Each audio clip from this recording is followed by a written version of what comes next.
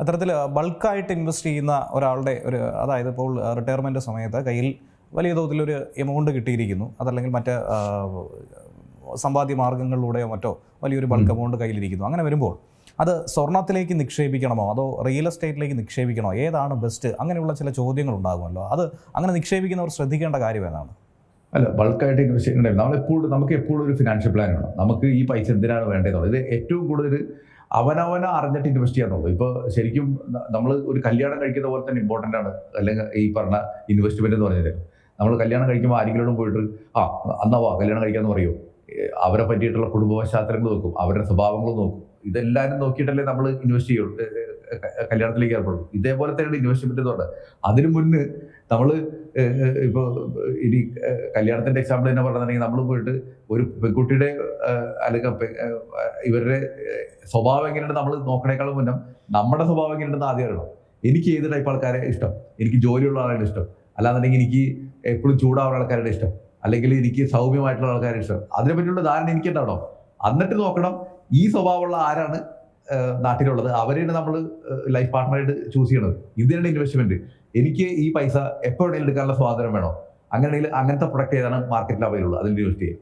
എനിക്ക് സ്വർണത്തിൽ ഇൻവെസ്റ്റ് ചെയ്തിട്ട് കയ്യിൽ സ്വർണം പിടിക്കുമ്പോൾ ഒരു സാറ്റിസ്ഫാക്ഷൻ ആണ് എനിക്ക് നല്ലത്. അങ്ങനെയാണെങ്കിൽ സ്വർണത്തിൽ നമുക്ക് ഇൻവെസ്റ്റ് ചെയ്യണം. ഇനി അതല്ല, അത് മ്യൂച്വൽ ഫണ്ടിൽ കൂടി ഇൻവെസ്റ്റ് ചെയ്യാം.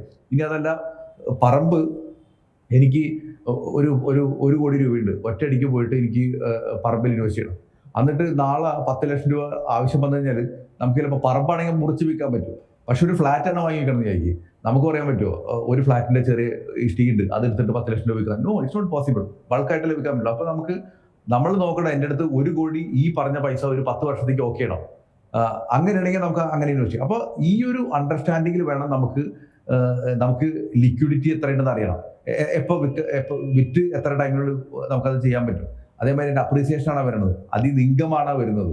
അപ്പോൾ ഇൻകം വേണമെന്നുണ്ടെങ്കിൽ ഏത് ടൈപ്പ് വേണം, ഇത് മനസ്സിലാക്കിയിട്ട് വേണം നമ്മൾ റിയൽ എസ്റ്റേറ്റ് വേണോ, ഗോൾഡ് വേണോ, സ്റ്റോക്ക് വേണോ, FD വേണോ എന്ന് തീരുമാനിച്ചിട്ട് ഇൻവെസ്റ്റ് ചെയ്യാൻ. പലപ്പോഴും ഇപ്പൊ എന്നെ പോലത്തെ ആൾക്കാർക്കൊക്കെ അല്ലെങ്കിൽ എൻ്റെ ഓഫീസിലൊക്കെ വിളിക്കുന്ന ആൾക്കാർക്ക് ചോദിക്കണുണ്ട് ബെസ്റ്റ് ഇൻവെസ്റ്റ്മെന്റ് ഏതാണെന്ന് ചോദിക്കും.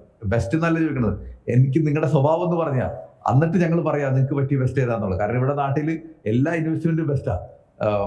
നമുക്ക് നാട്ടിൽ പറയാൻ പറ്റും ഏതെങ്കിലും ഒരു പെൺകുട്ടിനെ അല്ലെങ്കിൽ ഒരു ആൺകുട്ടിനെ വന്നിട്ട് അവരുടെ സ്വഭാവം മോശം, അവർക്കും പറ്റിയ നല്ല സുന്ദരിയായിട്ടുള്ള ആളുകൾ നാട്ടിൽ അവൈലബിൾ ആണ്. ഇതേപോലെ തന്നെയാണ് എൻ്റെ സ്വഭാവത്തിനും അനുസരിച്ചിട്ടുള്ള ഒരു ഇൻവെസ്റ്റ്മെന്റ് പ്രൊഡക്റ്റ് അവൈലബിൾ ആണെന്ന് നോക്കിയിട്ട് ഞാൻ ഇൻവെസ്റ്റ് ചെയ്യണമെങ്കിൽ ആ ഇൻവെസ്റ്റ്മെന്റ് എക്സ്പീരിയൻസ് എപ്പോഴും നല്ലതായിരിക്കും. ഏറ്റവും പുതിയ വാർത്തകളും വിശേഷങ്ങളും വിരൽത്തുമ്പിലറിയാൻ സീ മലയാളം ന്യൂസ് എല്ലാ ഡിജിറ്റൽ പ്ലാറ്റ്ഫോമുകളിലും ലഭ്യം.